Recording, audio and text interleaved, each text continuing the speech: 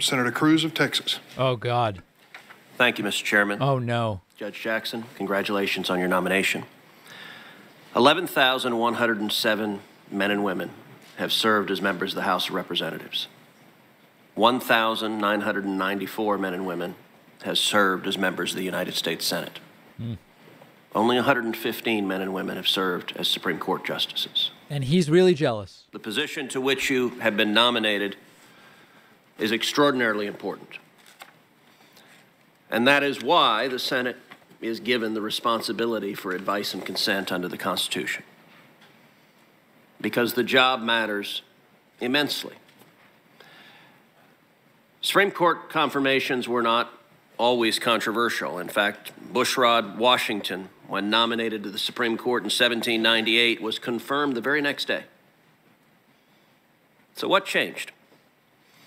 Well, what changed is starting in the 1960s and the 1970s, the Supreme Court's role in our society changed dramatically. What was going on then? The Supreme Court became a policy-making body rather than a merely judicial body. Oh, my God. Just a moment ago, my colleague, Senator Klobuchar, said we should consider the Supreme Court's place in our democracy. Well, starting in the 60s and 70s, the Supreme Court decided its place in our democracy, at least too many justices, was to set aside the democratic decisions of the people. It sounds like they gave minorities rights during the civil rights movement. Cruz is not pleased. Our Democratic colleagues want the Supreme Court to be anti-democratic. Our Democratic colleagues get frustrated with the democratic process. When they can't pass gun control laws because the American people don't support them, they want unelected judges to mandate those same laws instead. Law after law after law that they can't get through the democratic process, the Democrats have decided it's much simpler to convince 5 lawyers in black robes than to try to convince 330 million Americans. That is why Supreme Court confirmation hearings have become so contentious, is because the Supreme Court has arrogated to itself a responsibility the Constitution doesn't give it, which is to make contested policy decisions and take them away from the American people. Now, what should this hearing be and what should it not be? Well, you've heard a number of members on the Republican side of the aisle quite clear on what it should not be. This will not be a political circus. This will not be the kind of character smear that sadly our Democratic colleagues have gotten very good at. It might be. And it's important to note, you know, a couple of years ago I was doing my weekly podcast and I was on with a noted liberal intellectual who made a comment, something to the effect of, well, both sides do this. Both sides smear Supreme Court justices. And I was forced to laugh out loud and say, look, I understand that's a pretty good talking point. It just happens not to be true.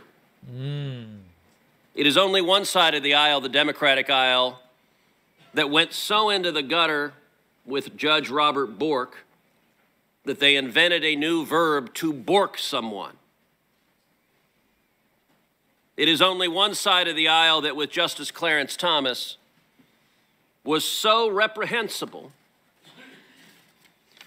that as the president who nominated him, President George Herbert Walker Bush, wrote at the time, quote, what's happening to Clarence Thomas is just plain horrible.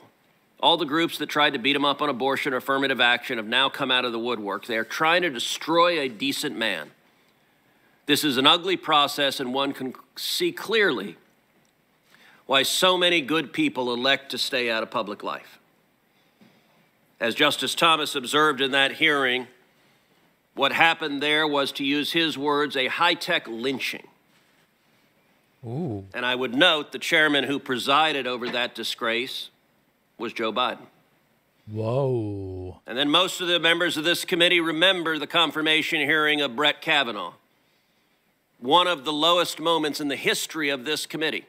Kavanaugh's nomination was one of the lowest moments in the history of the court. Didn't refer them to the FBI, didn't ask for investigations, hid them, and then leaked them against the wishes of the complainant. And we began a circus that featured Spartacus moments, featured such nuts as Michael Avenatti, whom CNN breathlessly for some months described as a possible Democratic presidential candidate. That's before, presumably, he became a felon in recent months. The Avenatti thing was really dumb. Judge Jackson, I can assure you that your hearing will feature none of that disgraceful behavior. It'll feature other disgraceful behavior. No one is going to inquire into your teenage dating habits. No one is going to ask you with mock severity, do you like beer? That's not to say this hearing should be non-substantive. Dear God. And non-vigorous. In this hearing, this committee has a responsibility to focus on issues, to focus on your record, to focus on substance, to do our very best to ascertain what kind of justice you would be.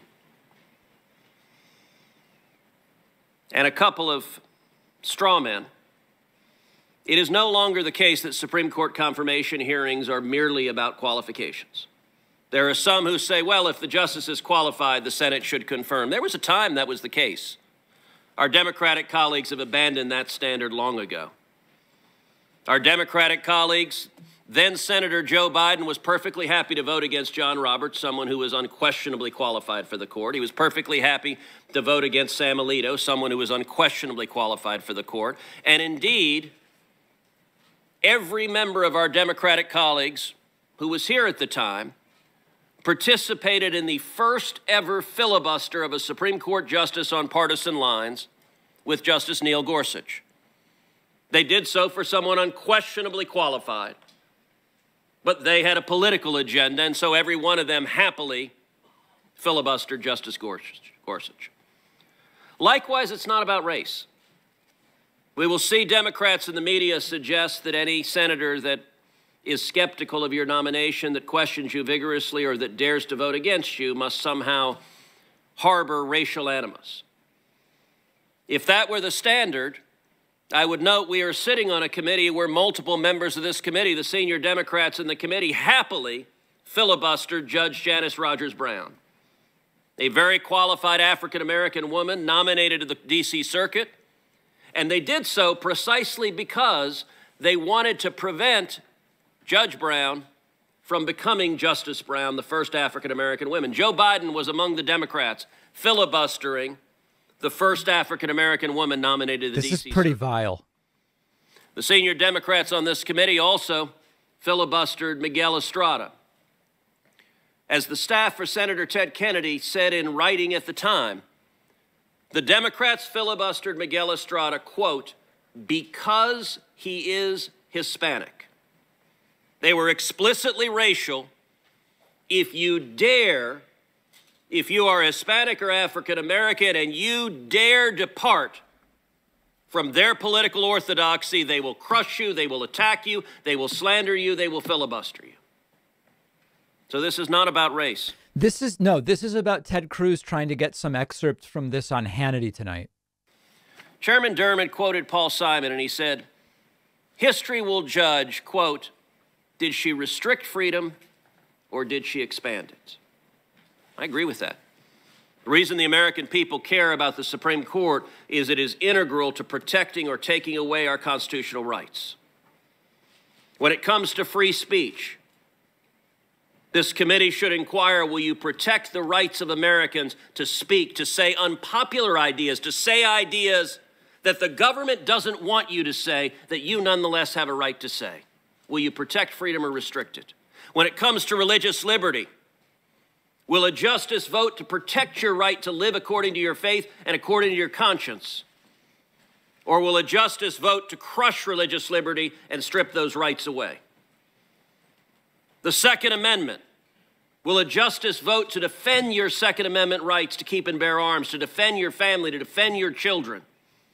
Or will a justice roll So for everybody asking when he's going to ask a question, the answer is tomorrow or Wednesday. Today is opening statements today, not questions.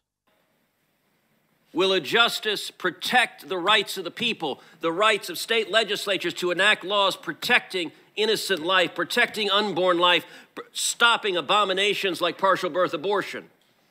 Or will a justice view her job as a super legislator striking down all such rights? School choice. Will a justice protect the rights of kids to get a quality education, or will a justice legislate from the bench and shut down school choice programs across this country? And crime.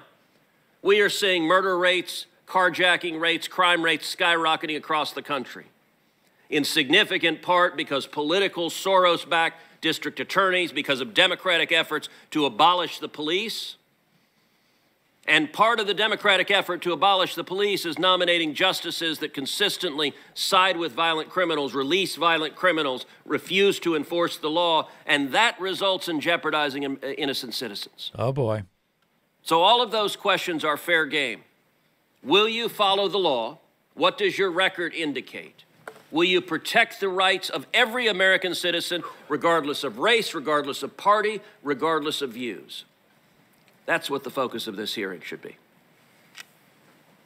Okay.